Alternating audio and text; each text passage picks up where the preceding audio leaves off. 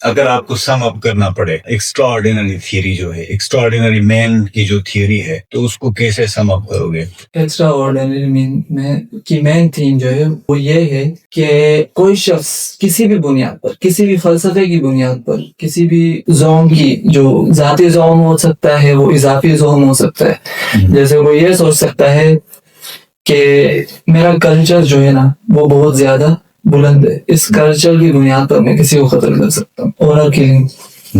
या वो ये सोच सकता है कि ये बात मेरे इल्म भी आ सकता है, ये रॉस्कोनिकोव बिल्कुल अपने इल्म की बुनियाद पर करता है। वो कहता है कि भाई एक बुरी औरत जो माशरे के लिए नुकसानदेह साबित हो रही है, माशरे को उससे कोई फायदा नहीं हो रहा, बल्कि गरीब लोग उसकी वजह से तकलीफ में मुब्तला है, ऐसी औरत को दुनिया में जीने का हक ही नहीं है।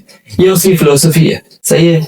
और ऐसा क्योंकि वो वही सोच रहा है, तो वो इस बुनियाद पर अपने आप को गैर मामूली समझ रहे। दूसरे नहीं सोच रहे, दूसरे उसके जुर्म को बर्दाश्त कर रहे हैं, अपनी मजबूरियों के तहत उसके जो है ना जुर्म को सह रहे हैं। लेकिन वो सोचता है कि भाई क्यों सहा जाए जब मेरे पास चॉइस है कि मैं उसको जो है ना सीधा करूं। वो ये सोचता है कि ये जो इसका जुल्म बर्दाश्त कर रहे हैं ये घटिया और मामूली लोग हैं, लेकिन मैं सोच रहा हूँ कि ये गलत कर रही है, और मेरे दिमाग में ये ख्याल भी बगावत तो किसी कुव्वत के खिलाफ होती है ना। अच्छा, बगावत अलग है, रिबेलियन इज अगेंस्ट, अगर वो जार के खिलाफ खड़ा हो जाए वो बगावत है। इसने खुद ये थियरी बनाई है कि कोई भी चीज गलत हो रही है सोसाइटी में, उसके खिलाफ तुम मजाज हो कि तुम जाके उसके खिलाफ हाथ उठा सकते हो, स्टेट करे या ना करे, लेकिन तुम मजाज। यानी इसको 3 हिस्सों में, हमारी सोसाइटी में इसको अगर रेलेवेंट बनाने की कोशिश करें तो इसको 3 हिस्सों में डिवाइड करें।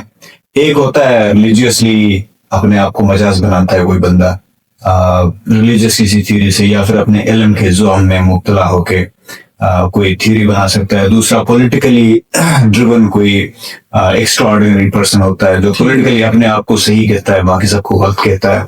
तीसरा ये हो सकता है कि कल्चरली कोई बंदा अपने आप को कहता है कि ये सही कल्चर है, ये सही है, ये हक है, ये गलत है। उस हिसाब से कोई थ्योरी क्रिएट करता है, कोई जवाब बनाता है और कहता है कि ये सही है, बाकी सब गलत है, ठीक उनकी थ्योरी। तो ये 3 चीजें मेरे ख्याल से हमारी सोसाइटी में पनप रही है।